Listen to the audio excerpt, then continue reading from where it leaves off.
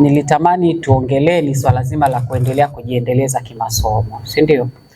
Wakati sisi tunasoma diploma, nilikuwa na mkuu wa chuo chetu alikuwa anaitwa Zainabu Gulum. Yule mama alikuwa anapenda sana watu wasome, japokuwa sasa hata ilikuwa tunaenda kwenye channel hii, maana kwa ukishamaliza diploma labda uende kwenye advanced diploma. Wakati huo ilikuwa inaitwa, sasa hivi ndo wanairudisha inaitwa higher diploma, ilikuwa ni advanced diploma. Ukafanya in midwifery au pediatric au macho au mental health au psychiatric na kadhalika. Sasa akawa anatusia, anasema wanangu, mkishatoka hapa, mimi nimesoma KCMC, anasema wanangu, mkitoka hapa msiende ku develop Kilimanjaro syndrome. Si ndio Yaani mlima Kilimanjaro tangu ulivyowekwa pale haujawahi kufika hata Moshi mjini. Yaani pale umerelax wenyewe, hauna hata mpango wa kusogea. Sasa mimi ni wasihi, tunatamani kuona maprofesa wengi wanatoka hapa.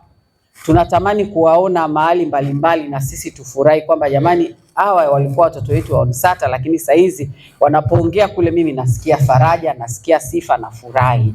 Hakuna mtu asiyeona mtu aliyemuendeleza aliyemfundisha afu ameendelea amefika mbali akaacha kufurahi. Hiyo inakuwa ni faraja kwake, lakini pia tunaweza kuwa tumepata nafasi ya kuitangaza nursing. It's a global professional, right?